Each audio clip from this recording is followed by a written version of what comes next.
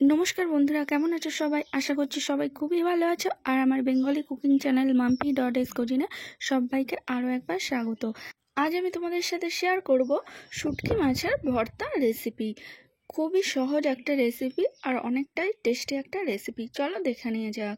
এখানে আমি লইটা শুটকি নিয়েছি। এরপর এর মধ্যে আমি জল দিয়ে দিচ্ছি, দিয়ে 5 মিনিট ভিজিয়ে রেখে দেব। 5 মিনিট ভিজিয়ে রাখার পর এবার এটা আমি ভালো করে ধুয়ে পরিষ্কার করে নিচ্ছি।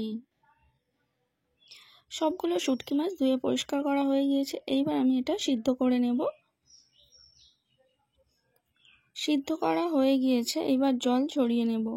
জল ঝরিয়ে পরিষ্কার করে নিয়েছি। এইবার আমি হলুদ, লঙ্কা গুঁড়ো আর লবণ শুটকি মাছের মধ্যে মাখিয়ে নেব।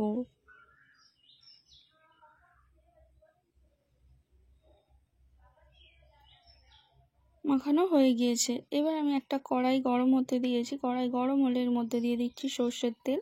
তেল গরম হলে দিয়ে দিচ্ছি গোটা রসুনের কোয়া আর দিয়ে দিচ্ছি কেটে রাখা পেঁয়াজ কুচি।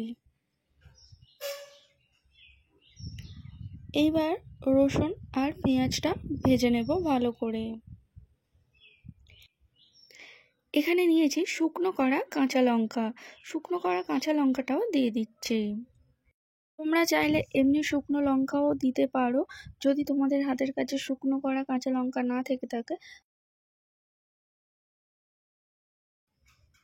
সবগুলো ভাজা হয়ে গিয়েছে, এবার একটা পাত্রে তুলে নেব।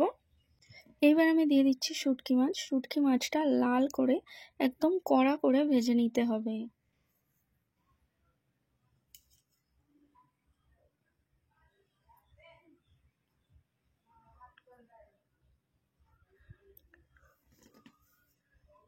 শুটকি মাছটা ভাজা হয়ে গিয়েছে, এবার আমি তুলে নেব।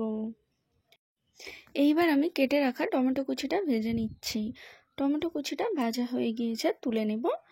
সবগুলো এখানে একটা পাত্রে তুলে নিয়েছি আর এর মধ্যে দিয়ে দিয়েছি পরিমাণ মতো লবণ। এইবার এটা ভালো করে মাখিয়ে নিতে হবে। ফ্রেন্ডস, যারা শুটকি মাছ খেতে পছন্দ করো তারা এইভাবে অবশ্যই বাড়িতে বানিয়ে খেয়ে দেখো। আশা করছি তোমাদের ভালো লাগবে। আর যারা খেতে পছন্দ করো না তারাও একবার এইভাবে বাড়িতে বানাও, রিকোয়েস্ট রইল। এখানে আমার শুটকি মাছটা মাখানো হয়ে গিয়েছে, ভর্তাটাও রেডি হয়ে গিয়েছে। ফ্রেন্ডস, রেসিপিটা কেমন লাগলো তোমরা অবশ্যই আমাকে কমেন্ট করে জানিও।